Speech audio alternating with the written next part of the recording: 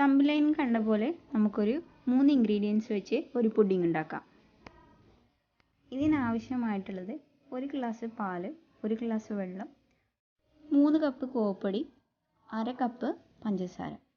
1/2 glass പാലെടുത്ത് അതിലേക്ക് കൂവപ്പൊടി നന്നായി മിക്സ് ചെയ്യുക. കട്ടയൊന്നുമില്ലാതെ ഇളക്കിയെടുക്കുക.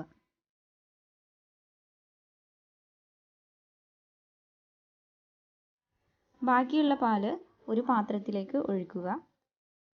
1 കപ്പ് വെള്ളം ചേർക്കുക. ഇനി പഞ്ചസാര ചേർക്കാം.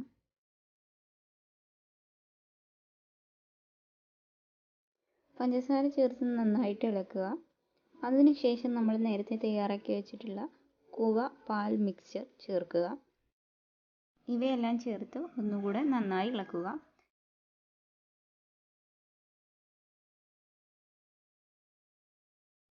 ഈ സമയത്തൊന്നും നമ്മൾ ഫ്ലെയിം ഓൺ ചെയ്തിട്ടില്ല. ഇനി നമുക്ക് ഫ്ലെയിം ഓൺ ചെയ്യാം. ഓൺ ചെയ്തതിന് ശേഷം കൈ എടുക്കാതെ ഇളക്കിക്കൊണ്ടേയിരിക്കണം. പെട്ടെന്ന് അടി പിടിക്കാനുള്ള ചാൻസ് ഉണ്ട്.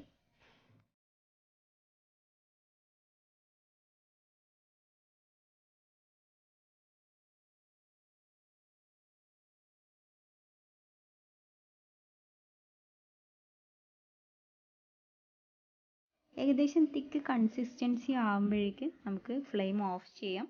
എന്നിട്ട് നമുക്ക് അതിലേക്ക് 1 ടീസ്പൂൺ വാനില എസൻസ് ആഡ് ചെയ്യാം. അതിനുശേഷം നമുക്ക് വീണ്ടും ഒന്നുകൂടെ തിക്കാക്കി എടുക്കാം.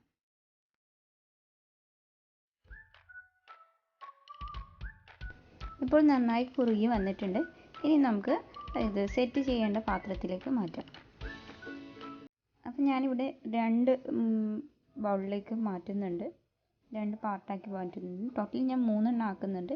ഞാൻ 2 എണ്ണം കാണിക്കുന്നുള്ളൂ. അപ്പോൾ 2 പാർട്ടാക്കി മാറ്റിയിട്ടുണ്ട്. ഇനി അതിലേക്ക് ചേർക്കാൻ പോകുന്നത് ബീറ്റ്റൂട്ട് സ്ക്വാഷാണ്. അത് നമ്മൾ വീട്ടിൽ തന്നെ തയ്യാറാക്കിയതാണ്. ഒരുപാട് ബീറ്റ്റൂട്ട് വാങ്ങിച്ച സമയത്ത് അത് നമ്മൾ സ്ക്വാഷ് ആക്കിയിട്ട് ഇതുപോലെ എടുത്തു വെക്കുന്നതാണ്. അപ്പോൾ അതിൽ നിന്നും ഒരു 1/2 ടീസ്പൂൺ ഇതിലേക്ക് മിക്സ് ചെയ്യാം. ഈ സ്ക്വാഷ് ഉണ്ടാക്കാൻ വളരെ എളുപ്പമാണ്. ഇങ്ങനെ ഈ സ്ക്വാഷ് ഉണ്ടാക്കി വെക്കുമ്പോൾ നമുക്ക് ഇത് നമ്മൾ വിരുന്നുകാരൊക്കെ വരികയാണെങ്കിൽ നമുക്ക് പാലിൽ ചേർത്തിട്ട് നമുക്കതൊരു ജ്യൂസ് ടൈപ്പിൽ നമുക്ക് കൊടുക്കാവുന്നതാണ്. ഈ സ്ക്വാഷിൽ ഓൾറെഡി മധുരമുണ്ട്. അപ്പോൾ നമുക്ക് വീണ്ടും മധുരം ചേർക്കേണ്ട ആവശ്യമില്ല. ഇതിപ്പോൾ തയ്യാറായി വന്നിട്ടുണ്ട്.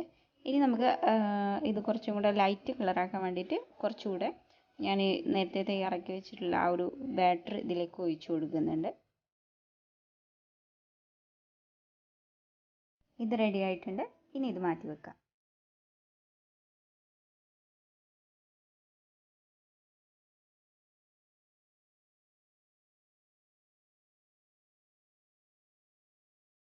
ഇനി നമുക്ക് അടുത്തതാണ് ഇനി ചേർക്കുന്നത് ക്യാരറ്റ് സ്ക്വാഷാണ്. അത് നമ്മൾ വീട്ടിൽ തയ്യാറാക്കി വെച്ചത് തന്നെ. ഒരുപാട് ക്യാരറ്റ് വാങ്ങിക്കുന്ന സമയത്ത് നമ്മൾ ഇതുപോലെ സ്ക്വാഷ് ആക്കി വെക്കുന്നതാണ്. സ്ക്വാഷ് ഉണ്ടാക്കാൻ വളരെ എളുപ്പമാണ്. അതിൻ്റെ വീഡിയോ ഞാൻ വീണ്ടും ചെയ്യാം. അങ്ങനെ സ്ക്വാഷ് മിക്സ് ചെയ്യുമ്പോൾ അതിൻ്റെ ഒരു കളർ മാറിയിട്ടൊരു യെല്ലോ കളറായിട്ടുണ്ട്. അപ്പോൾ ഇങ്ങനെ ഈ ഒരു കളറും തയ്യാറായിട്ടുണ്ട്. ഇനി ബാക്കിയുള്ള ബാറ്റർ നമുക്ക് ഒന്നുകിൽ അതുപോലെ തന്നെ നമുക്ക് ഇപ്പോൾ നമ്മൾ ഉണ്ടാക്കിയ ബാറ്റർ തണുപ്പിക്കുകയാണെങ്കിൽ അതൊരു പുഡിംഗ് ആയി പരിവായി. ഇനി ഈ ലാസ്റ്റ് ബാറ്റർ ഞാൻ ഇപ്പോൾ പിസ്ത, അതായത് ഏലാച്ചി ഫ്ലേവർ ഇട്ടിട്ടാണ് ചെയ്യുന്നത്.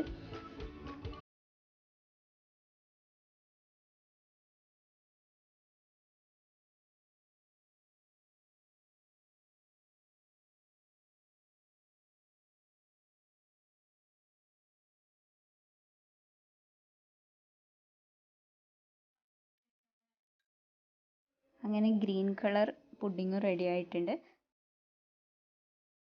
അപ്പോൾ നമുക്ക് 3 വ്യത്യസ്ത കളറിലുള്ള പുഡിംഗ് കിട്ടി. ഇത് ഉണ്ടാക്കാൻ വളരെ സിമ്പിളാണ്. ഇനി ഇത് നമുക്ക് തണുപ്പിച്ചെടുക്കാം. അപ്പം തണുപ്പിക്കാൻ വേണ്ടിയിട്ട് നമ്മളൊരു പ്ലാസ്റ്റിക് പാത്രത്തിലേക്ക് മാറ്റുകയാണ്. ഇനി ഇത് ഒരു 6 hours കഴിഞ്ഞിട്ട് നമുക്ക് എടുത്ത് നോക്കാം. അപ്പോഴേക്ക് സെറ്റായിട്ടുണ്ടാവും, പുഡിംഗ് സെറ്റായിട്ടുണ്ടാവും. അപ്പോൾ നമുക്ക് ചൈന ഗ്രാസോ അങ്ങനെയുള്ള സാധനങ്ങളൊന്നും ചേർക്കാതെ നല്ല ഹെൽത്തി ആയിട്ടുള്ള കൂവപ്പൊടി കൊണ്ട് നമുക്ക് പുഡിംഗ് ഉണ്ടാക്കാം. അപ്പോൾ കൂവപ്പൊടി വീട്ടിലുള്ള ആളുകൾ വീട്ടിൽ ട്രൈ ചെയ്ത് നോക്കുക. ഇപ്പോൾ അനിയത്തിയാണ് ഇത് പാത്രത്തിലേക്ക് മാറ്റുന്നത്. അപ്പോൾ അവൾ വാശി പിടിച്ചപ്പോൾ അവളെ കൊണ്ട് ചെയ്യിപ്പിച്ചതാണ്. അവൾക്ക് ചെയ്യണമെന്ന് പറഞ്ഞപ്പോൾ ചെയ്യിപ്പിച്ചതാണ്. അപ്പോൾ എന്തായാലും എല്ലാവരും ട്രൈ ചെയ്യുക, അഭിപ്രായം പറയാം. ഈ വീഡിയോ ഇഷ്ടമായാൽ ലൈക്ക്, ഷെയർ,